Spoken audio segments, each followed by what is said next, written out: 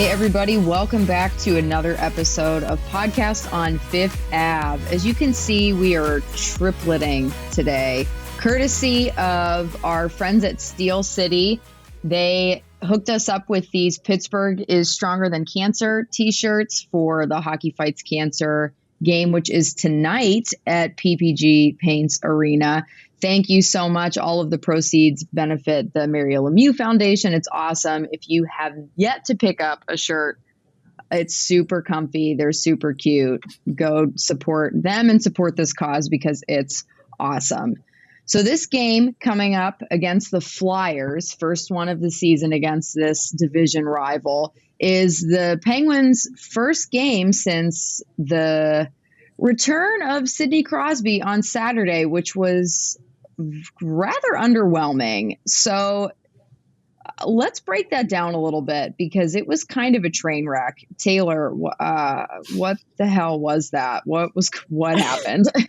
Yeah, I mean, a pretty close game, really crappy way for it to end. But I mean, specifically with Crosby's return, he really did not look good, especially when it came to faceoffs. I can't remember what the final number was, but he was really, really struggling in the face-off circle. And, he did say before he came back that was going to be one of the last steps for him to figure out, if he was ready to come back. He said that wasn't an excuse, but really did not look good. Really crappy way for that to end with a controversial penalty shot call on Crosby. Crosby got called for tripping Bratt from behind. It really didn't look like it should have been a penalty shot. If anything, maybe a penalty because Bratt really didn't look like he was on a clear breakaway. So I don't know. I feel like we've seen stuff that isn't that clear, that is maybe even more clear cut, still not get called. And especially it was a 2-2 game with 3 minutes left. Before that, I thought Jari looked good. Riikola looked good. Riikola got back into the lineup. Riikola had a better return than Crosby, but just a crappy game overall. It was not good. Jenna, what were a couple of the areas that really stood out to you for the team as a whole? Because they struggled a lot. What did you notice from this game with them? What was up? Yeah, it was hard not to notice New Jersey's speed. I think that was one of the big aspects is I feel like the Penguins have not entirely seen a team like that yet this season. Yes, it's still early. And then, of course, I think just the fact that the lineup has been so shuffled and there hasn't been consistency. Obviously you get a guy like Sid back in the lineup and all of the guys are like, all right, we have our captain back. We have one of the most perennial players in all of the sport, one of the best to ever do it back in the lineup. And then you do wonder, is there going to be a little bit of drop off? Is there going to be a little bit of, okay, Sid's back, all of us don't have to work as hard type thing? That usually doesn't tend to be the case. Sometimes it feels like it's a little more noticeable. Also, this game feels like it was forever ago just because it does. How long that they've had some time off. So obviously, kind of a beneficial thing. It's like, all right, you have this type of game. It was so back and forth in that way. The second period, if I'm remembering correctly, the Penguins, it feels like they couldn't generate anything on offense. And they were really kind of, Jari was, phenomenal when they even said after the second period, that period, they really kind of left him hanging out to dry. And he really was the reason that they were still in that game, which is a very optimistic sign. I think a lot of people, pinpointing Tristan Jari, what he did in the playoffs, and everybody's looking at him now like, all right, you're here in the regular season. He's been playing really well, which has been a very good sign of encouragement. But I just think that with the inconsistency that this team has had, they're still, just getting used to one another in terms of all the new lines. We forget all the new role players that they have in there. Danton Heinen's been playing really well. Brock McGinn also playing really well. His goal was also a thing of beauty. That was really, really, really pretty. And it was set up. Was that set up by Riikola? Did Riikola set that one up? Yeah. Right? I feel like, again, this feels like it was forever ago. Yep. It was. But again, Riikola had a really impressive night as well in that game. But, I think for Penguins fans, it's tough to see Sid struggle. And it wasn't even like, I wouldn't, put struggle as like, falling off the face of the earth type thing. But he's still working back from a major off-season surgery for him and his standards. And they know how he wants to play. He always comes out and plays at the super high level. And for him to not be the Sidney Crosby that everybody knows and loves and, fans appreciate so much, I think that was a little bit more of a uh-oh type thing, which there's no reason to panic because of the fact that he's working his way back. This was his first game back, but you're not used to seeing that from Sid. So when fans do see that, it's a little bit of what's going on here type thing.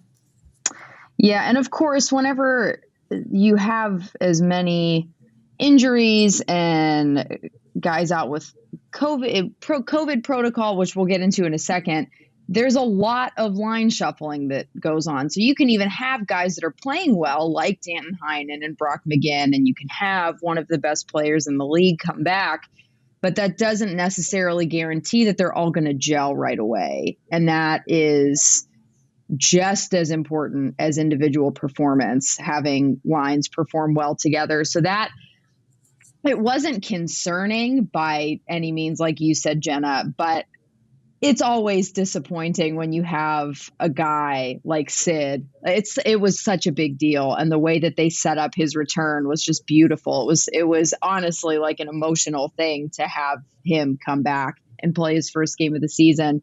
But it's always disappointing whenever it feels like, well, that blows. It just wasn't a good game. And now he's going to miss at least the next week and a half because he has tested positive for COVID along with Brian Dumoulin. So again, what's going on? My goodness, their luck with injuries and with COVID protocol has just been atrocious for as long as I can remember. Jenna, what kind of impact does this have on the team now that everybody's shuffling through this protocol? I mean, you look at the guys who have either had COVID or are currently in the COVID protocols, and you could put together, honestly, a pretty stellar 3-on-3 overtime by this rate. Like, my goodness, obviously Sid, Brian Dumoulin going in on Wednesday, then Chad Ruedel, Marcus Pettersson in, and I believe, if I'm doing the math correctly, I think there's been, since the season started, there's been 8 players who have tested. Is 8 the right number? Yeah. Chris Letang, Jeff Carter, Gensel, and Aston. So there's your other 4. And then Jari was a false positive at some point. So you have a goalie if you want to include him. But yeah, that's 8 different guys. Oh my gosh. It is one of those things, like Mike Sullivan said, this was before Dumoulin and Crosby tested positive. Mike Sullivan basically said, it's more of just a bad luck type thing, which is kind of very true. This is unfortunately right now the world that we're living in where, breakthrough cases are a thing. I, can confirm that was me over the summer. So it's a very real possibility. And, they were saying, there's so many risks. And Sullivan had even said on Wednesday after, announcing that Sid and Dumoulin were going to be out for a handful of days that, he's been saying to the guys, you can do everything right. And this can still happen. There is still the chance. As unfortunate as it is, thankfully, all of the guys that have tested positive have been back on the ice, have been, getting back into the lineup. Obviously, Chris Letang skating. So it's definitely a positive, a step in the right direction. We know they're all vaccinated. It shows clearly that the vaccine is working and that they're able to get back out there as quickly as they are. But at the same time, it is one of those things where it's just like, my gosh, they cannot catch a break here. Oh my God, no, they cannot. And so, Taylor, what do you see the team looking like over the course of the next week and a half, however long they're out? Like, because this is another huge blow to the lines. It's just, oh my God, what do they do now? Yeah, I mean, that's really tough. The top line is probably going to be, based off of Wednesday's practices, Gensel, Carter, Heinen, again, which you've seen and which has played well before. The top defense pairing, it's hard to say. As we're recording this right now, we don't know when exactly Letang is going to be back. He could be back as early as Thursday. He did practice Wednesday, top pairing, top power play. He was symptomatic when he had COVID, so that's really just kind of the holdup. He said he only skated Monday, Tuesday on his own, and then joined the team for practice on Wednesday. And he said, the first day, 2 on the ice, he said you could feel it in his lungs. Like, I asked him what his experience was like with COVID, and it sounded like he was just reading. He's like, I pretty much had all the symptoms. It sounded like he was reading off like the WebMD page, because he's like, I had headaches, like forehead pressure, congestion, body aches. He said he lost his taste and his smell, and he's like, I had lower back pain, and he just kept going. So he said right now he's not where he needs to be, but so he could be back as early as Thursday. And if they do use the defense pairings that we saw in Wednesday's practice, he would be with Mike Matheson. I don't know how I feel about that, because those are two very offensive guys who you kind of need a guy paired with them who is maybe more responsible, just because they are guys who like to take risks offensively. So putting them together, I don't know how that would work out. But obviously, hope Letang is back, because if Letang isn't, then they only have 5 healthy defensemen on the roster. And I think, based off of who is still in Wilkes pair, it'd be Taylor Fedun, who has had a good season to this point, but I don't know if they wanted him playing NHL games this early. But yeah, that's tough. You hope Dumoulin can come back sooner. As of Wednesday, he was asymptomatic. If a player is asymptomatic, they can come back if they just test negative twice, 24 hours apart. But Pettersson, Ruhwedel, Crosby, all symptomatic to some degree. When they're symptomatic, they have to be out 10-day minimum from the onset of symptoms. So, the Penguins are going to be without those guys, at least that minimum 10 days from the onset. But Dumoulin, you hope Dumoulin stays asymptomatic and he can maybe come back sooner than that 10 days, because the depth on defense right now is very, very shallow. I mean, your second pairing is Joseph Marino, and then your third pairing is Ricola Friedman right now. So, oh my God, kind of an interesting defense group right there. So, you have Dumoulin come back soon.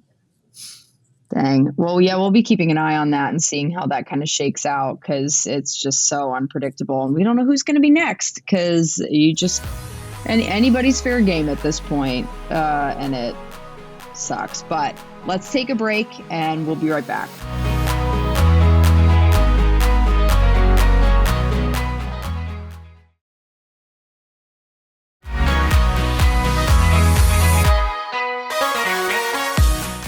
And we are back. So on a much more serious and unfortunate note, the state of professional hockey in America is really just a major bummer right now, and very disappointing. And there have been a lot of updates in the Chicago Blackhawks situation, and there's been some updates with the Wilkes-Barre Penguins sexual assault situation. And Taylor, I'm just going to kind of let you fill us in on what's going on, because it's not good. It's definitely not great what is coming out and the way that it's being handled. So what is going on there? Yeah, first, just to start with the Blackhawks situation, it was right after we stopped recording last week that Kyle Beach came forward as the John Doe in the Blackhawks case. Everyone, I think, is familiar with that case about Aldrich and allegations of him sexually assaulting a player. Again, we found out to be Kyle Beach. I would recommend, if you haven't seen the TSN interview he did right after we got off last Wednesday, I would watch it. Very powerful. It's, heartbreaking. There's the one, because after, Aldrich left the Blackhawks, he went on to sexually assault a high school student. He was convicted of that, and he went to jail. That's why he's on the sex offender registry now. But, I mean, there's a moment in the TSN interview where Rick Westhead, if Rick Westhead hadn't been so on it with the reporting of this, I don't think we would be where we are now, as so many people facing the consequences. So major props to him. But yeah, he asked Beach, what would you say to that 16-year-old kid? And the way he just broke down and apologized, Beach apologized to the 16-year-old kid for not doing enough. But I just hope Beach was coming forward because he wanted to reveal that he was John Doe, and not because when the investigation came out, they kind of revealed that for him.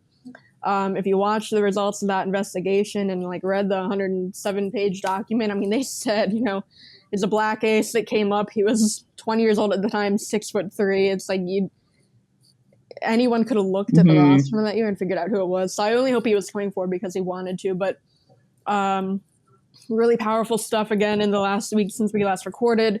Quenneville resigned. Bowman resigned from their positions. Bowman also resigned from USA Hockey GM for the Olympics. And the way that I think ties into the Penguins situation is because the man who seems to be in line to take over as GM for Team USA for the Olympics is Bill Guerin, who is under investigation by Safe Sport and part of a lawsuit filed by former Wilkes-Barre Scranton assistant coach Jared Scaldi, who alleges that then Wilkes-Barre head coach Clark Donatelli sexually assaulted his wife while on a road trip in November 2018. He reported it to the team at the end of that season. To Guerin. Guerin says he took it to his, he elevated it to higher ups. The Scaldi, what he is alleging in the lawsuit is that Guerin told him to keep quiet for the reasons of Donatelli's departure, because Donatelli was allowed to resign for personal reasons, they called it. I remember thinking at the time that Donatelli must have a health issue or a family situation. I don't think anyone saw this coming just because of the way they handled his departure. And because, Guerin told Scaldi to keep it quiet, so that's why the Scaldis are calling this a cover-up. And then part of the lawsuit is also that the Penguins, they're alleging that the Penguins violated whistleblower laws because that following season, Scaldi, he was still with Wilkes-Barre. Donatelli was gone. Vellucci had taken over in Wilkes-Barre. Scaldi said he had his power play.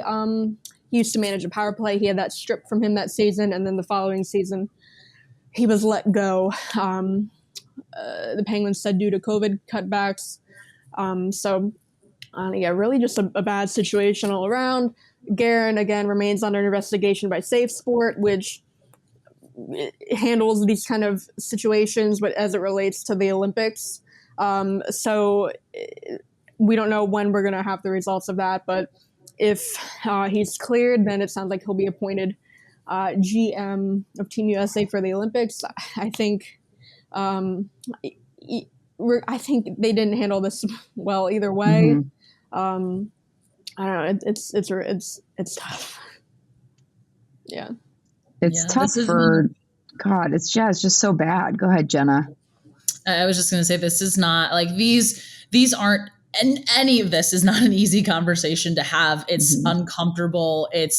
But that's because of the severity of it, because of the weight of it. And with Kyle Beach, first of all, you have to commend his bravery for speaking out the way that he did, and seeing the effect that this is having. It's kind of, you hate that this is how it had to happen to have these conversations. You hate that an incident like this, where someone's everything is basically stripped from them, and it takes that to have people have conversations. The league, the players are being really outspoken about this and saying that the league failed him, which they did. Just the fact that the Blackhawks covered it up the way that they did is just so horrendous and so horrific in so many ways. And, you want to see the justice system kind of put its course, and you want to see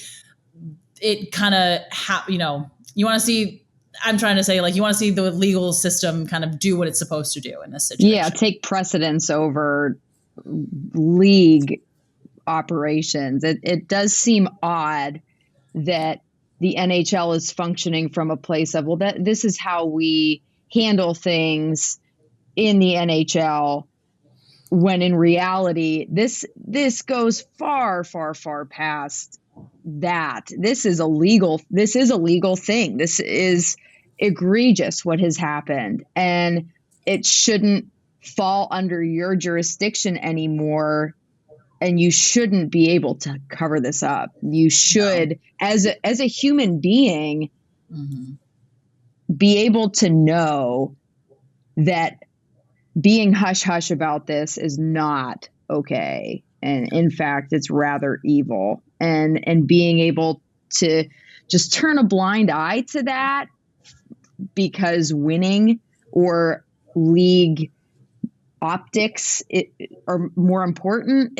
It's just really disappointing, and more than disappointing. I don't know if I can think of a word that is strong enough for how upsetting it is, because these are people that we're talking about that were taken advantage of and abused. And it's absolutely horrifying. The press conference that Bettman and Bill Daly had the other day is one of just the worst things I've ever seen. It went on for almost an hour, and it's like the things that Bettman that was coming out of his mouth.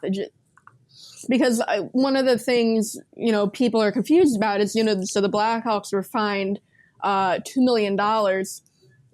And we've seen teams penalized much worse than that for but I mean, the Devils circumventing the cap with the Kovalchuk contract got fined $3 million. The Coyotes got fined draft picks for combine violations. And someone asked, Bettman on this call, then $2 million is a lot of money, but relative to, some of these other punishments, why only $2 million? And Bettman said different context, different facts. It's like, yes, they are very different contexts, but I would think that this one is worse.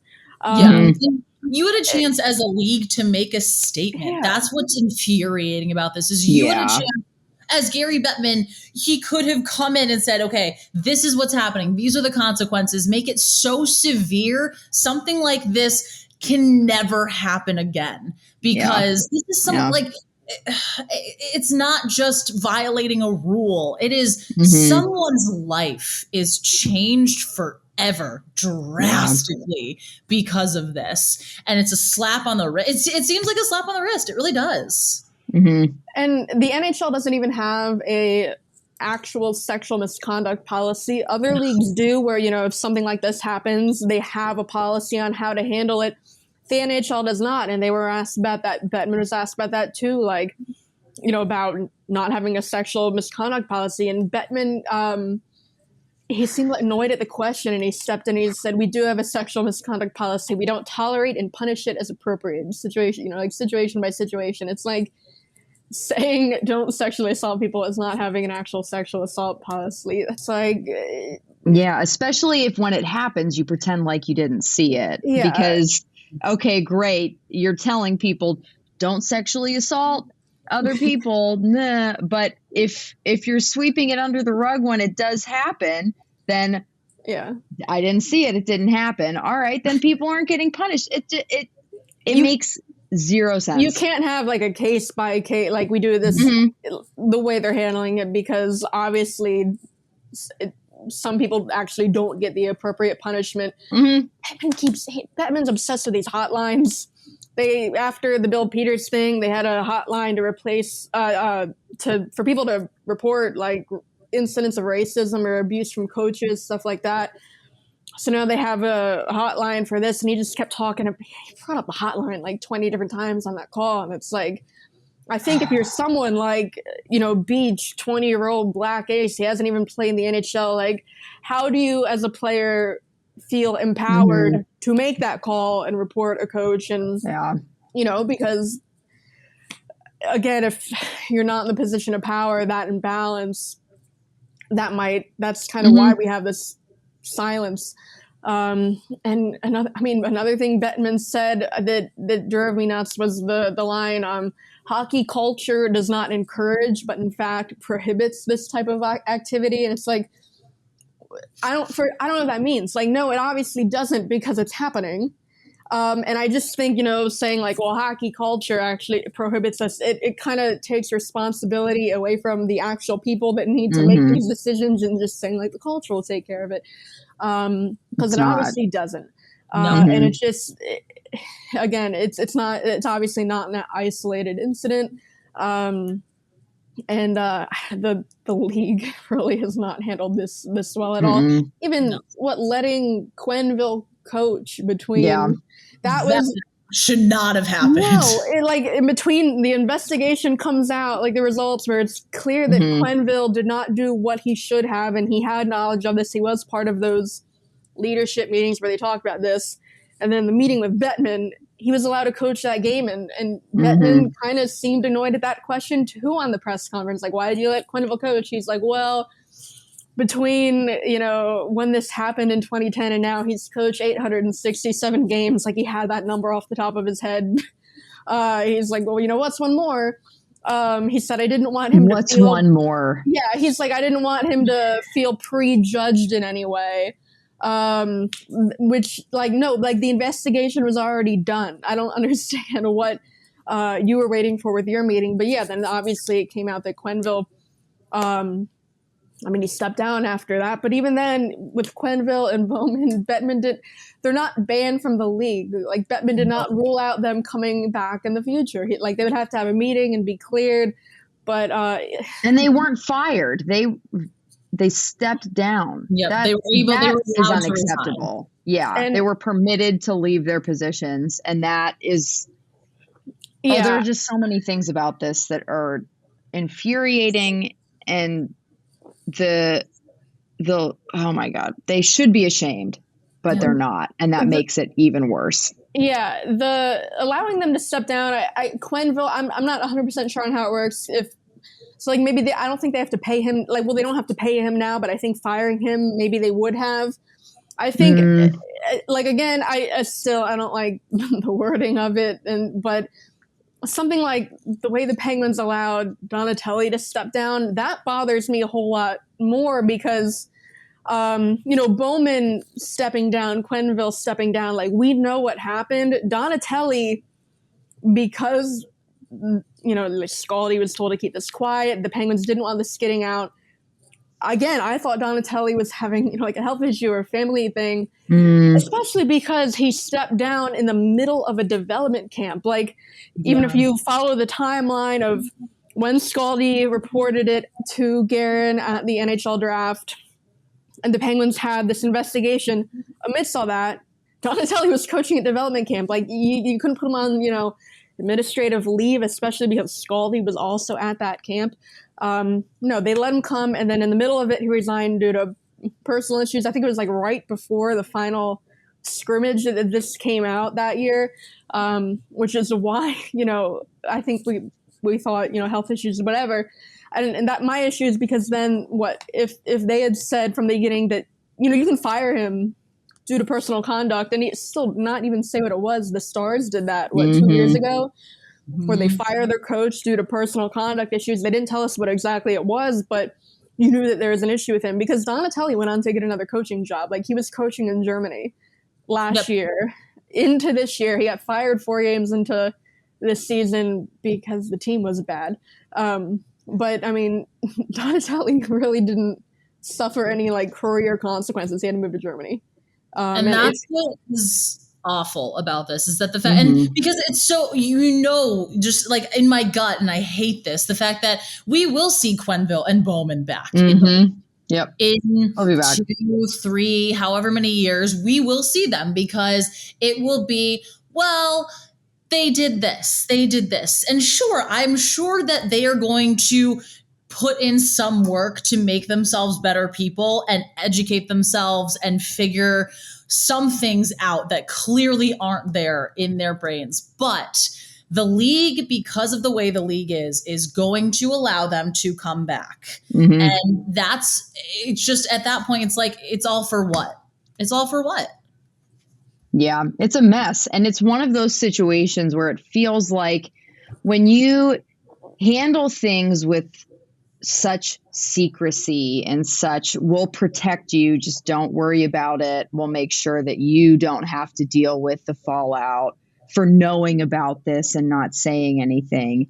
It doesn't really perpetuate an environment where people can actually learn from their mistakes because it enables them to just kind of sit there and be like, oh, well, shoot, as long as I don't get caught, I don't have to feel bad about it. And now that they're half caught, it's like, oh, for just for the sake of the way that I appear, I should probably do these things, not, oh my God, this is atrocious and this happened under my watch and I let this happen. This is unacceptable. And there's just so much that's going on in the NHL right now that is not good. And it doesn't seem to be getting better. I do want to mention right before we started recording, it was reported that Aldridge's name was X'd out of on the cup, on the Stanley Cup. The Hockey Hall of Fame did that.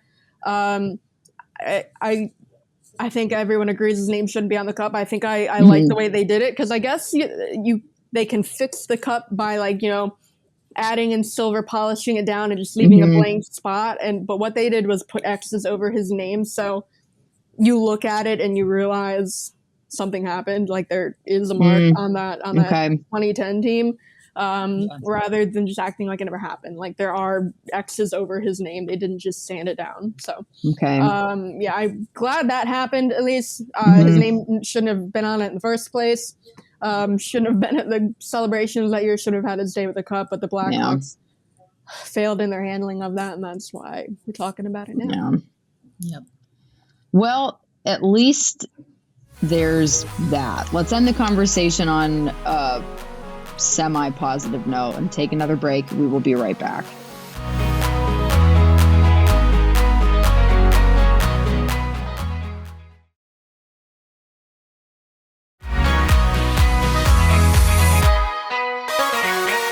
And we're back once again. This past weekend was Halloween, and as always, across the league, players get decked out in very intricate and detailed outfits and costumes, and the Penguins were no exception this year. Taylor, I felt like, was our insider and updater of all of the different things that the players dressed up as this weekend. So Taylor, why don't you take us through some of your favorites, some of the ones that you sent to us? Yeah, I mean, first of all, I prepared, like Halloween morning, I went through on Instagram, every Penguin who has an account on Instagram, and I turned on alerts for stories and posts. So I get an alert if Kenny Malkin has made a new post. I'm like, oh, we gotta check this out. But the first one that we saw, honestly, was my favorite. Mike Matheson. He didn't post this. He's not very active on social media. But his wife, Emily Falzer, who is an Olympic gold medalist, Team USA, she plays defense. Didn't play the last year because they had a baby. But the two of them and their dog dressed as the Three Little Pigs. If you're watching on YouTube, holding it up right now, but they're the Three Little Pigs. It's like these big inflatable costumes, and then their baby is the big bad wolf. And honestly, that was the first one we saw. That's my favorite. It's so goofy. It's so good. Emily, she had also posted a video from behind on her story of because Russ just had a baby around the same time too, and the two of them pushing a stroller down the street, and I mean, Russ, I couldn't tell what Russ was, and it wasn't anything like that, but just maths and just this big inflatable pig. It's incredible. Yeah. Truly. We didn't get a ton of pictures of Pittsburgh guys this year. Malkin was a criminal. He was just in a jail uniform, an old school looking jail uniform. I thought that was hilarious. Dominic Simone posted his on Tuesday, 2 days after Halloween, and it was this he was a hippie, a 70s kind of looking outfit. He had an afro and the 70s glasses, and his girlfriend was in a 70s outfit too. I said, I think it took him that long to post it just to come up with a good caption, because his caption was hippie Halloween. Oh my God. I believe that's all we got as far as the NHL guys. Now, Malkin did post, was it Monday or Tuesday, a picture of him full on dressed as the Grinch. That's my favorite. Grinch, yeah, with a Santa outfit, holding a hockey stick, posing on his front porch. I don't even think, again, that was his Halloween costume, because we saw his Halloween costume, and he was a criminal. I think that's just Malkin. What Jordan, you decorated for Oh Christmas. yes, we were in that together, ushering in the Christmas season this past weekend. So I feel that very deeply. Yeah, like Malkin just sitting at home at strikes midnight. It's November 1st. Malkin's playing Mariah Carey. Like that was Malkin's that visual. We did get some Wilkes-Barre ones. Wilkes-Barre, they were more active. Honestly, very disappointed that we didn't see anything from the Finns because, thinking 2 years ago, when they had 4 Finns down there, they did kind of pair up and do costumes together. Like one was like the Ghostbusters. We didn't see the Finns this year. Very disappointed. I can only assume they did something good. But a couple of guys, they were the Trailer Park Boys, Cam Lee, Will Riley, and Jonathan Gruden. Very good. God. Honestly, the way Cam Lee is dressed in that is just how he dresses all the time. Like had he just posted a picture of himself, I wouldn't have thought it was a Halloween costume. Nathan Legare was Joe Exotic, and then Sam Hood, an AHL contracted forward, was Forrest Gump. But like Forrest Gump when he's running across the country, like with the long beard, and both of those are very good. That's good. I mean, yeah, like Legare has the mustache, like it's real. He didn't have to draw it on like some of the others. Sam Poulin and Felix Robert, who were teammates and juniors now together in Wilkes-Barre, they were mechanics. The costume, the patch, the name of the mechanic shop is Lube and Go. The tagline is like, we do the lubing to get you moving. So that's that. Jordy Bellerive, Batman. Very basic. I think the only other picture, Kyle Olsen. Honestly, I could not tell what he was supposed to be. Someone said he looked like the scene in Drake and Josh when they dress up as like Amish people. Like just very Oh my God. That's exactly what I just thought of. Honestly, like looking at this, I don't know. I like Amazing. the way seeing like how they're all storing their masks when they're not wearing them. Legare has his as a bracelet. That's honestly the move I'd go with. Sam Hood just has his mask shoved in the front of his pants. Also, respect gonna go put that right on his face. But I think that's all we saw. Did you guys see any like around the league from other guys? Yeah, I saw a ton, but it was like in one eyeball out the other. I didn't really actually take in and absorb anything it was. I get to that point with Halloween.